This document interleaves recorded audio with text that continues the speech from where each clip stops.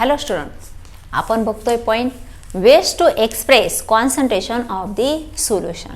आणि त्यामध्ये आपण मागच्या लेक्चरमध्ये बघितलं first way to measure concentration of solution, that is percentage by mass or percentage by volume.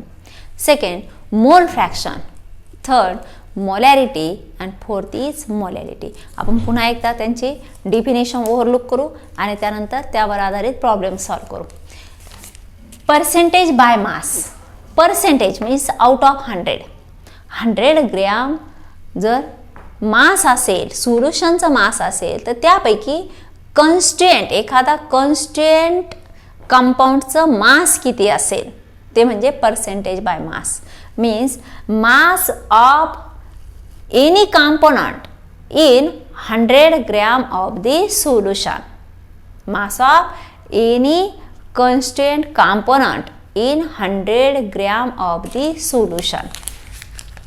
For example, इथं NaCl आणि वॉटर मिक्स केलं आणि टोटल मास इथं 100 होत असेल, त्यामध्ये आपण 20 ग्रॅम NaCl जर टाकलेला असेल आणि 80 ग्रॅम हे आपण वॉटर घेतलेलं असेल, तर पर्सेंटेज बाय मास हे NaClचं काय झालं 20 ग्रॅम आणि वॉटरचं झालं 80 ग्रॅम.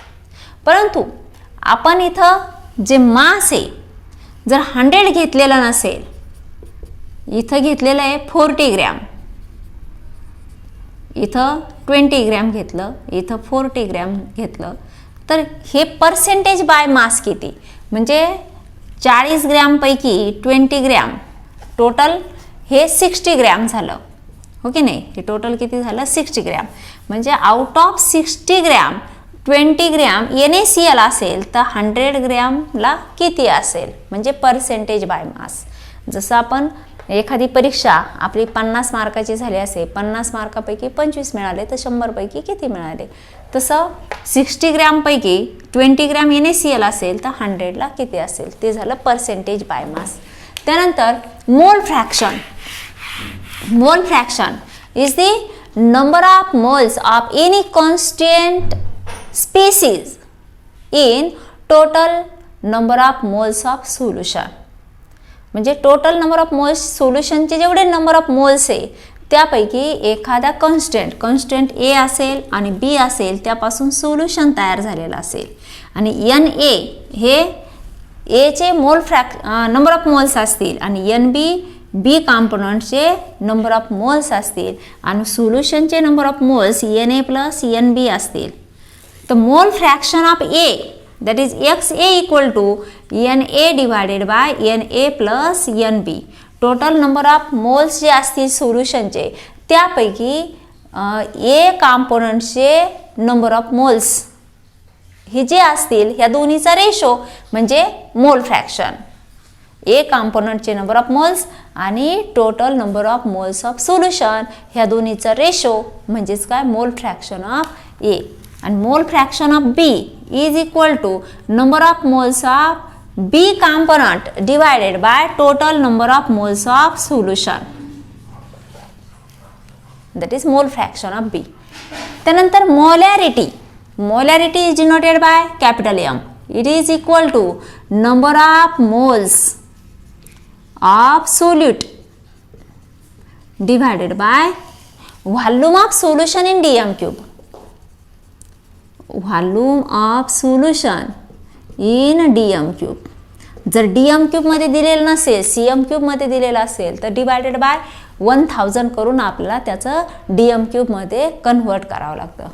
आणि molality is equal to number of moles of solute divided by mass of solvent.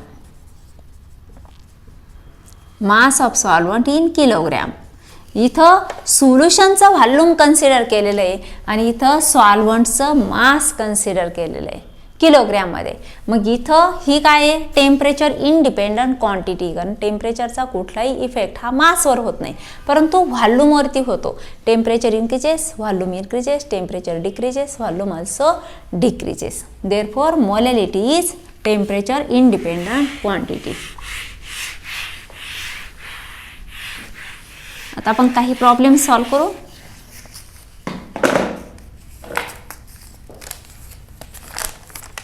First problem, a solution is prepared bye adding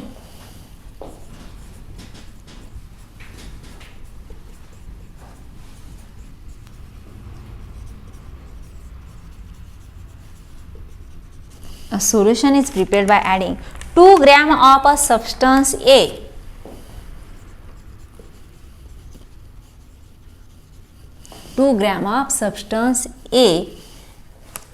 to 18 grams of water.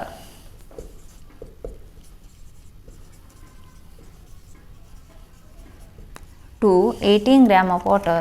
Full stop. Calculate the mass percent of the solution.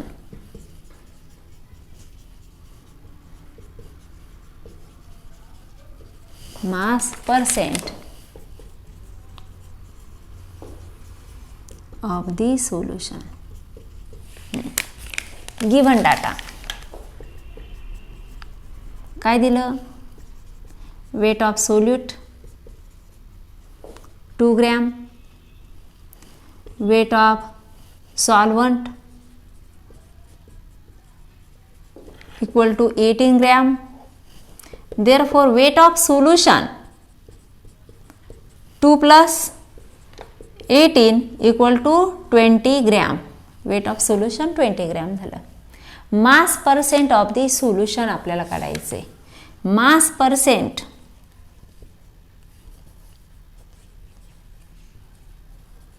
of solution that is equal to mass of solute divided by mass of solution into 100. सोल्युशनच्या total mass पैकी इतकं solute असेल तर 100 पैकी किती असेल? हे किती दिलं? 2 gram divided bye 20 gram into 100. 20 × 20, 20 × 5 100 आणि 5 × 2 10 म्हणजे किती झाले? 10%.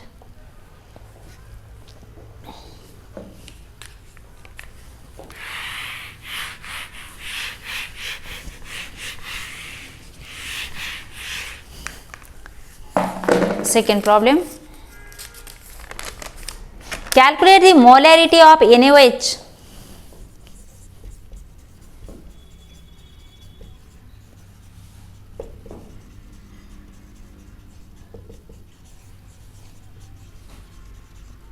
Calculate the molarity of NaOH in the solution. In the solution prepared by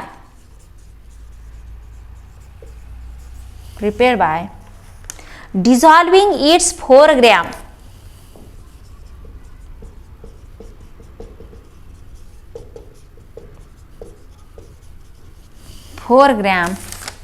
in enough water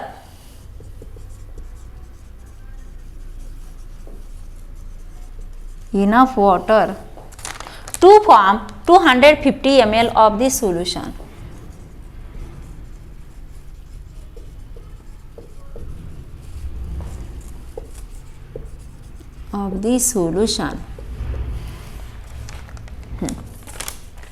Calculate molarity of NaOH in solution prepared by dissolving its 4 gram in enough water to form 250 ml of solution.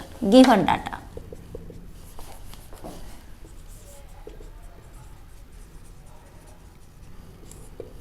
काय दिलंय? Weight of solute दिलंय 4 gram. त्यानंतर इथं volume of solution दिलं. Enough वॉटरमध्ये dissolve करून 250 ml solution तयार झालं. म्हणजे व्हॉल्यूम ऑफ सोल्युशन दिलं.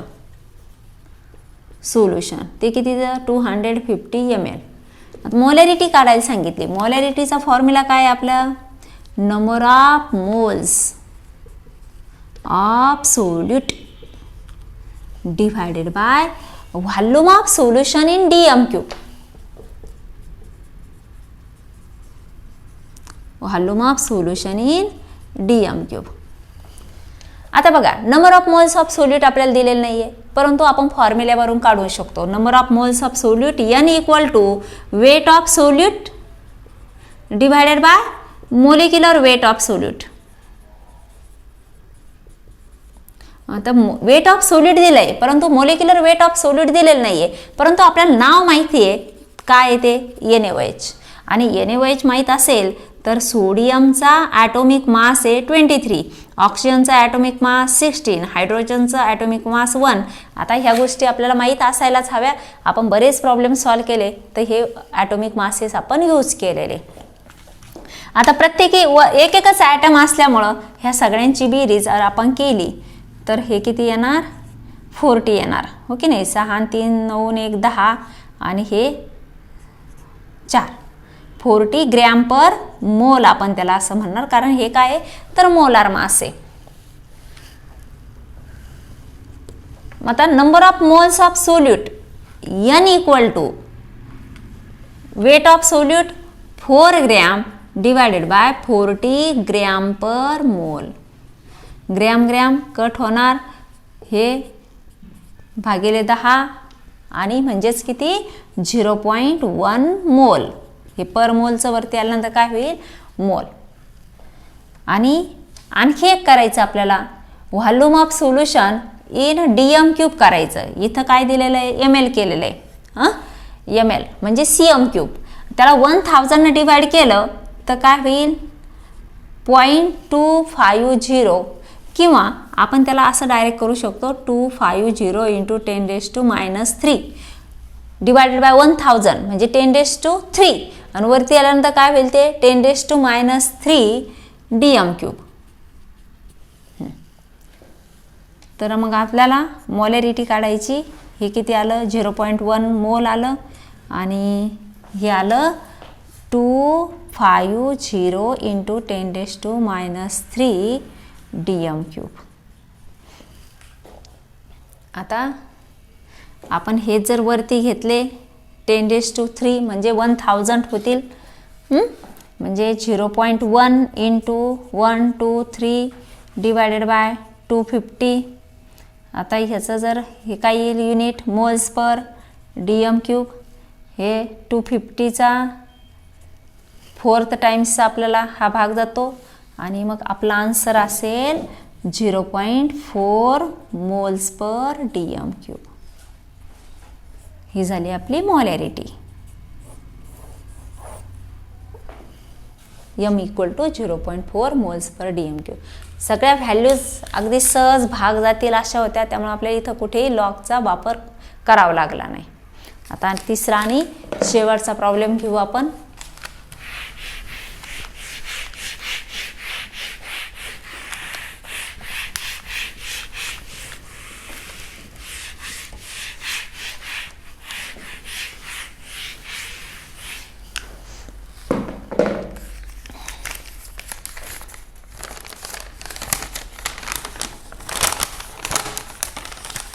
The density of 3 molar solution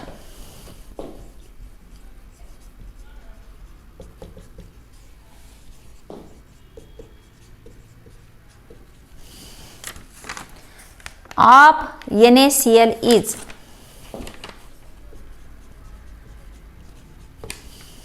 1.25 gram per ml.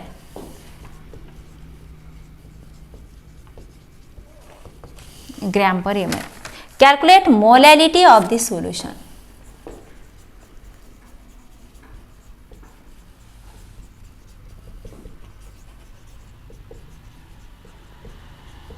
Calculate molality of the solution.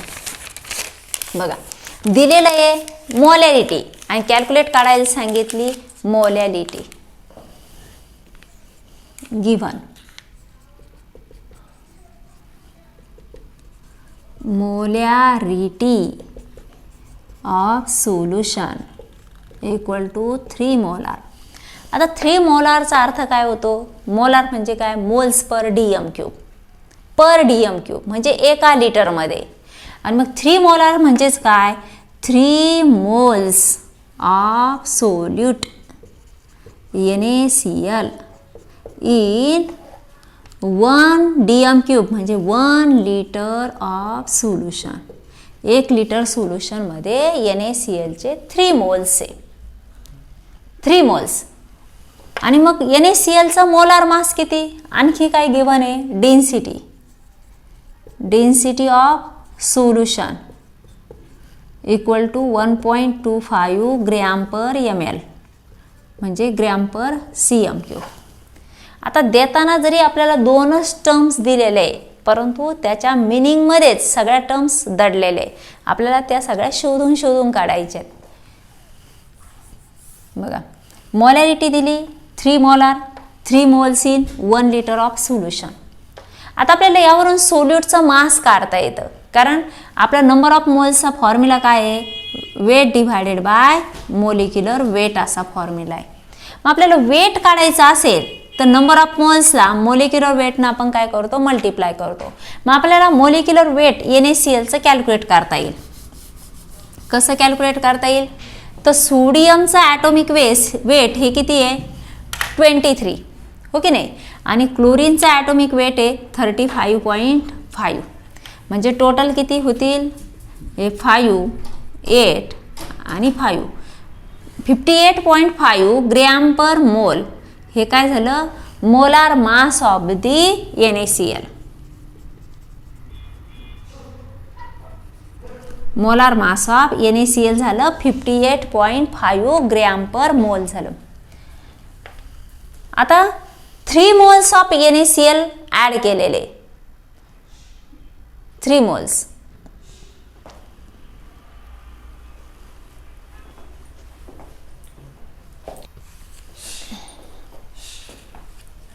इथं ॲड केलेत आपण 3 मोल्स.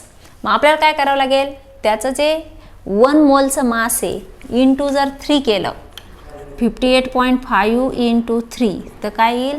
मास ऑफ 3 मोल्स किती होतील? 5 ते 15 आणि 8 ते 24 आणि 25 आणि 5 ते 15 आणि 2 17 आणि हे 1 नंतर पॉईंट 175.5 एक्सप्रेस इन ग्रॅम, कारण हे ग्रॅम पर मोल आणि इंटू मोल 3 मोल्स, हो की नाही? म्हणजे हे काय झालं? कॅन्सल झालं आणि युनिट येईल आपल्याला ग्रॅममध्ये. हे झालं mass of solute. Therefore mass of solute equal to 175.5 gram. आता मास ऑफ आपल्याला सॉल्व्हंट घ्यायचं, कारण आपलं आपल्याला मोलॅरिटी दिलेली आहे आणि आपल्याला मोलॅलिटी काढायची आहे. मोलॅलिटीसाठी काय फॉर्म्युला वापरतो? Number of moles of solute divided by mass of solvent in kilogram, हो की नाही? सॉल्व्हंटचं मास पाहिजे आपल्याला, डायरेक्ट दिलेलं नाही मास ऑफ सॉल्व्हंट. मग आपल्याला मास ऑफ सॉल्व्हंट कसं काढणार आपण? सोल्युशन इक्वल टू, सोल्युशन म्हणजे काय असतं? मास of solute plus mass of solvent. आणि आपल्याला फक्त मास ऑफ सॉल्व्हंट हवं, तर आपण काय करणार? Mass of solution minus mass of solute केलं तर इक्वल टू काय होईल? मास ऑफ सॉल्व्हंट होईल, हो की नाही?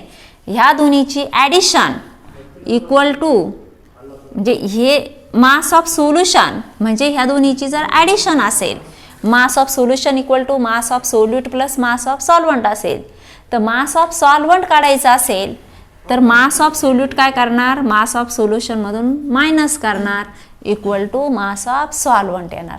मग त्यासाठी आपण काय केलं? मास ऑफ सोल्यूट कॅल्क्युलेट करून घेतलं. कसं केलं? पुन्हा ऐका. 3 मोल्स होते म्हणजे 3 मोलार म्हणजे 3 मोल्स इन 1 लिटर, हो की नाही? मग 3 मोल्ससाठी एका याचं मोलार मास आपण कॅल्क्युलेट केलं आणि त्याला 3 मल्टिप्लाय केलं, म्हणजे 3 मोल्सचं मास आपल्याला इथं मिळालेलं आहे. ते झालं मास ऑफ सोल्यूट झालं. आता आपल्याला मास ऑफ सोल्युशन काढायचं आहे. मास ऑफ सोल्युशन आपल्याला डेन्सिटी दिलेली आहे. आपला डेन्सिटीचा फॉर्म्युला काय आहे? Density of solution equal to mass of solution divided by volume of solution. Density of solution equal to mass of solution divided by volume of solution. आता इथं आपल्याला मास ऑफ सोल्युशन काढायचं आहे. मग आपण काय करणार? Mass of solution equal to density of solution into volume of solution. Density किती दिलेली आपल्याला? 1.25 ग्रॅम पर ml. आणि व्हॉल्यूम किती दिला आपल्याला? 1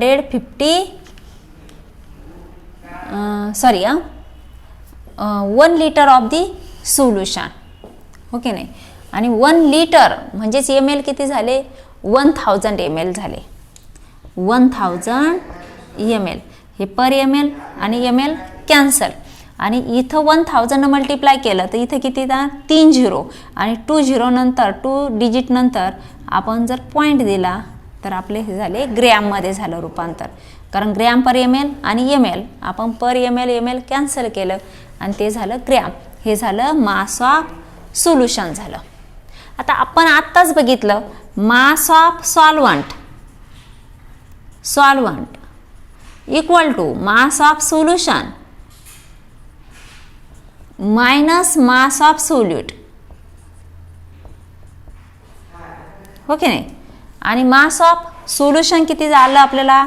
1250 gram minus mass of solute किती आलं?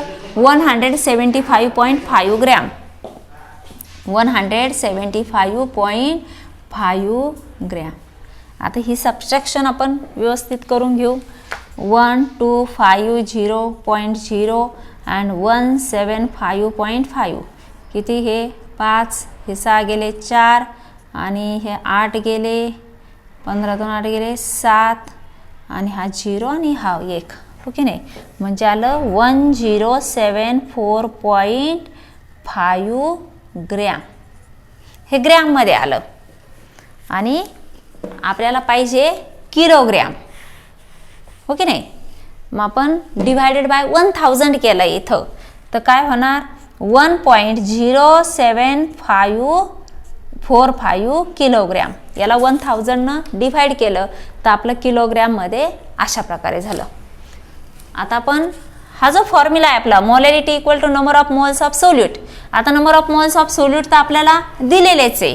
आणि आता mass of solvent in kilogram मध्ये सुद्धा आपल्याकडे अवेलेबल झालेलं आहे. मग आपण 3 मोल्स डिवायडेड बाय 1.0745 किलोग्रॅम म्हणजे 3 डिवायडेड बाय 1.0745 आपल्याला करायचे. आता यासाठी मात्र आपल्याला इथं लॉग यूज करावं लागेल.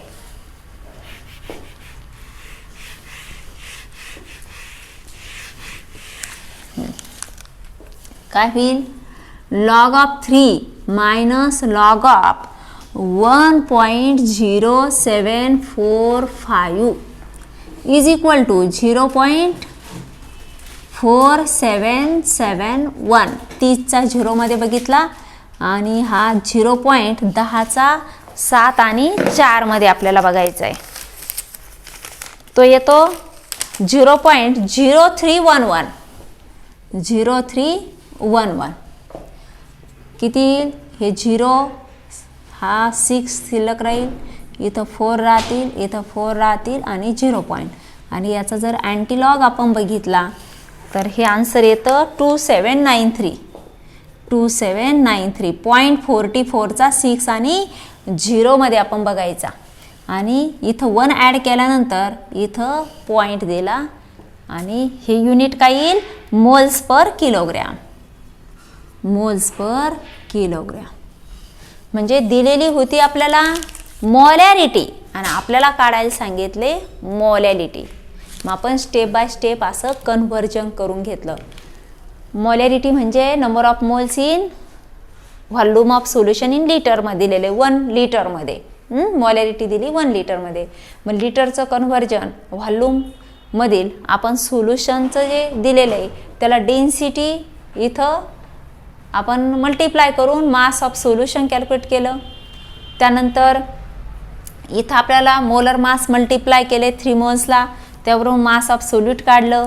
मास ऑफ सॉल्व्हंट काढण्यासाठी मास ऑफ सोल्युशनमधून मास ऑफ सोल्यूट मायनस केलं, त्यावरून मास ऑफ सॉल्व्हंट मिळालं, ते ग्रॅममध्ये मिळालं. त्याला 1000 डिवाइड केलं, त्याचं रूपांतर किलोग्रॅममध्ये केलं. आणि मोलॅरिटीसाठी number of moles of solute divided mass of solvent in kilogram आणि लॉगच्या साह्यानं आपण सॉल्व करून ही आपल्याला मिळाली म्हणजे मोलॅरिटी होती 3 मोल्स पर लिटर आणि मोलॅरिटी मिळाली 2.793 मोल्स पर किलोग्रॅम.